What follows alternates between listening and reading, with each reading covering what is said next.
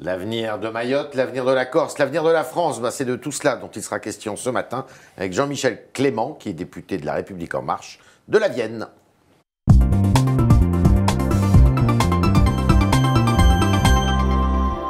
Jean-Michel Clément, bonjour. Bonjour. Alors on vous a entendu une voix dissidente quasiment sur le projet de loi Asile et Immigration du gouvernement. Vous maintenez vos positions sur ce projet de loi ? Oui, tout à fait. Je maintiens mes positions et j'ai l'intention d'y travailler encore. Il vous répulse ? Le mot répulse est un peu fort, ouais. Mais en tout cas, ce n'est pas du tout ma façon de voir les choses. D'accord. Pareil pour cette circulaire Collomb qui permet d'aller visiter les centres d'hébergement ? Je pense que c'était un mauvais moment, ouais. C'est une mauvaise circulaire, un mauvais moment. Pour n'a pas été retirée, hein ? Je sais bien, mais j'ai demandé son retrait personnellement, je me suis engagé à plusieurs reprises là-dessus.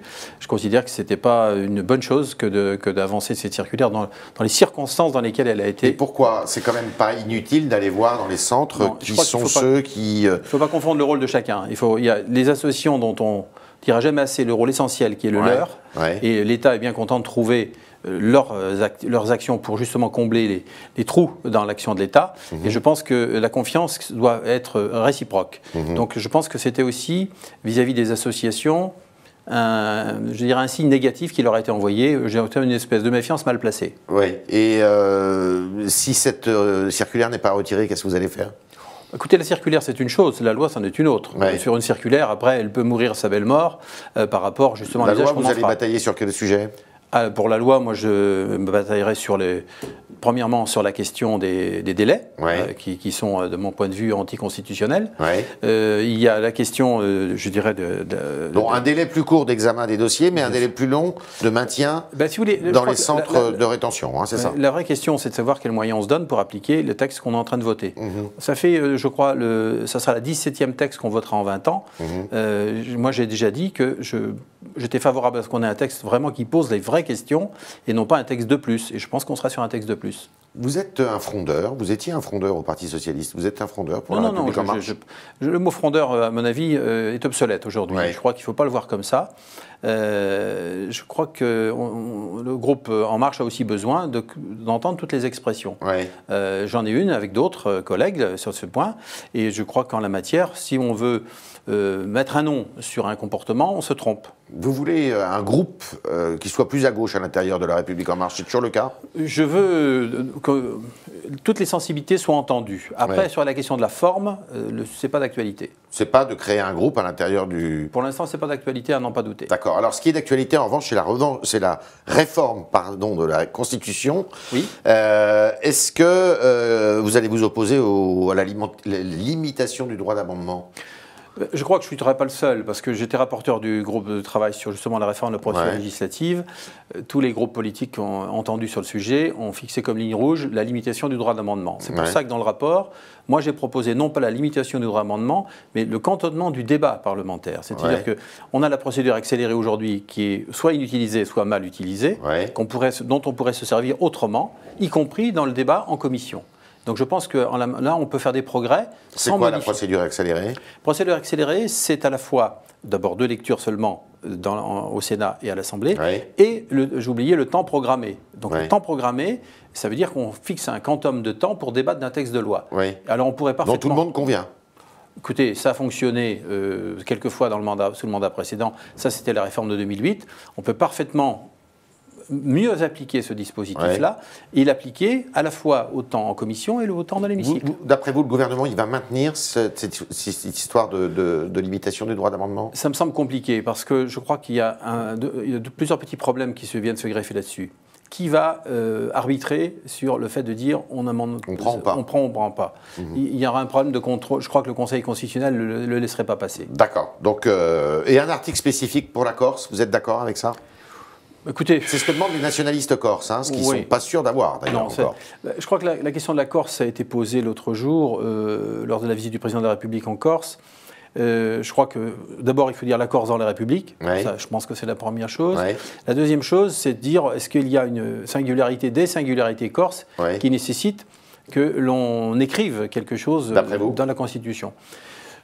Moi, je pense que si c'est écrire pour l'écrire, et qu'on ne met pas de contenu derrière, ça ne sert à rien. Ouais. Si c'est l'écrire pour préciser très concrètement ce qu'on veut y faire, Ouais. il faudrait que le débat aille plus loin. Mais j'ai l'impression qu'on fait un demi-pas. Bon. Sur la limitation du nombre de mandats dans le temps? Moi, ça ne me choque pas du tout. Ça ne vous choque pas? Non. Comment, alors tout ne relève pas d'une réforme constitutionnelle, oui, dans ce paquet, on va dire. Exact. Il y a certaines dispositions, oui. Bien sûr. Est-ce que le président de la République doit passer par référendum sur ces dispositions-là? Écoutez, tout va dépendre des éléments de cette réforme. Vous savez, il y a des éléments qui ressortent de la Constitution, d'autres de la loi organique, d'autres de la loi ordinaire.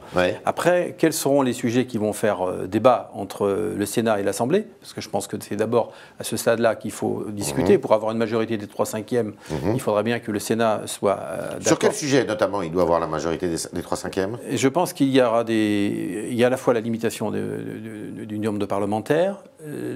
Ça, il n'est pas obligé de passer par la Constitution. La réforme constitutionnelle. C'est exact. Mais je pense que, je vous dis, c'est un tout, selon moi. C'est un tout. Et quelque part, on voit bien qu'un vote, si on passe en force dans un dispositif, on peut avoir un blocage de l'autre. Donc pour moi, c'est pour ça qu'il faut... Je pense que le gouvernement n'a pas le choix. Il faut passer par un congrès. Je pense que ça serait... Pour l'ensemble du paquet.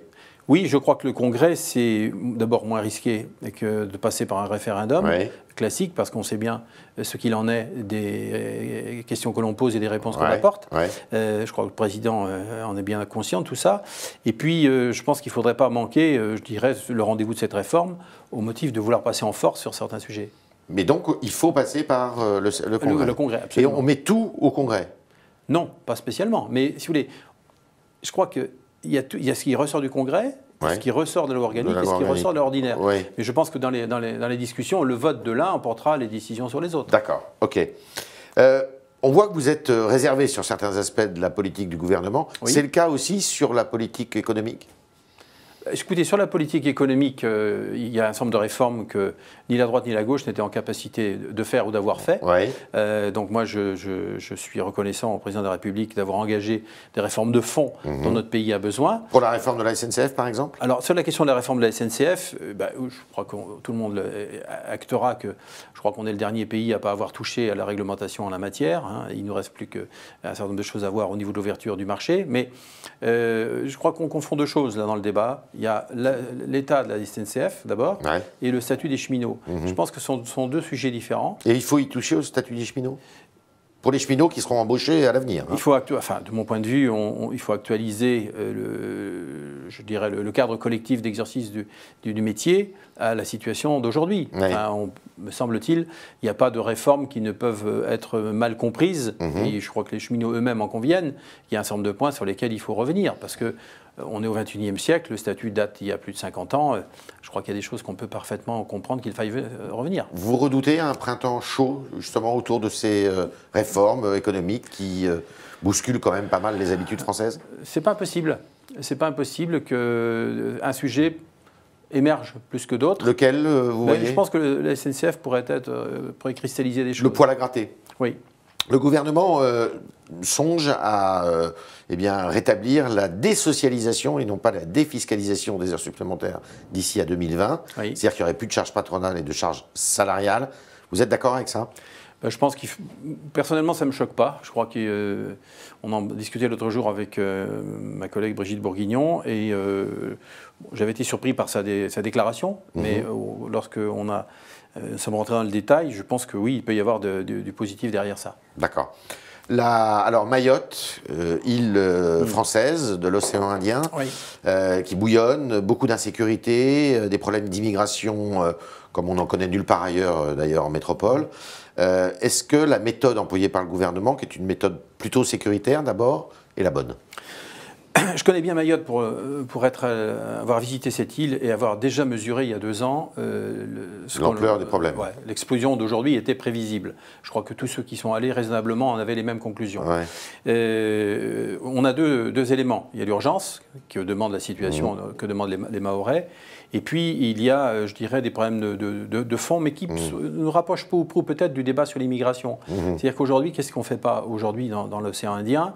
Il y a des choses choses qui doivent être faites, à mon avis, sur les Comores elles-mêmes. Et plutôt que d'imaginer une extraterritorialité qui va être difficile à faire en droit. Qu'est-ce qu'il faut dire aux Comoriens? Moi, je pense qu'aux Comores, on peut peut-être...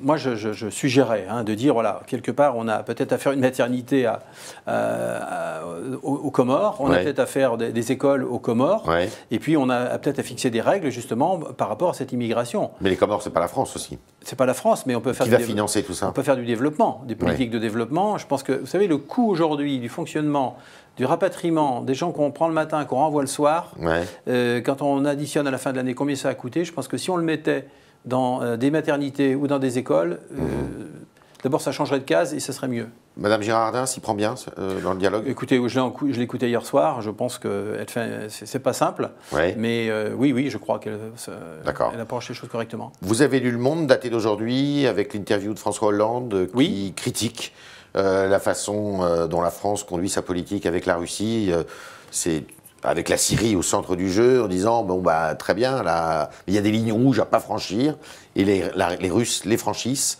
C'est une attaque directe à la politique de Emmanuel Macron. Vous comprenez l'ancien président de la République? Oui, moi je comprends cette position-là, parce que je pense que c'est une position sur laquelle il était depuis...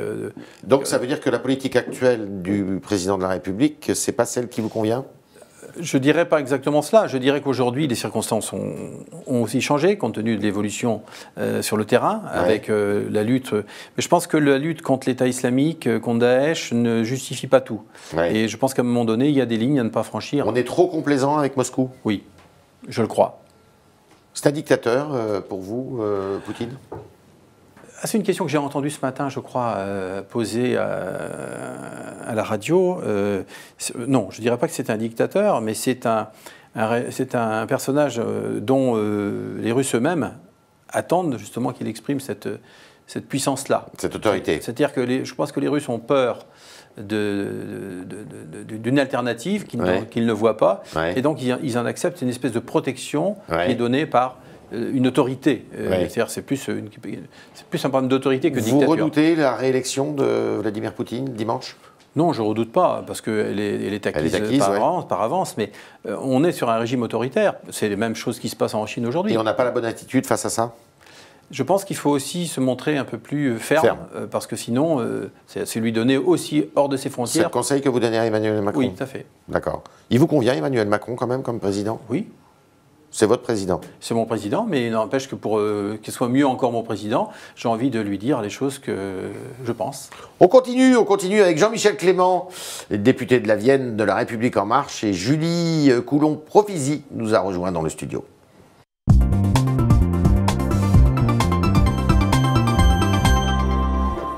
Bonjour Julie. Bonjour Yves. Posez vos questions, chers internautes.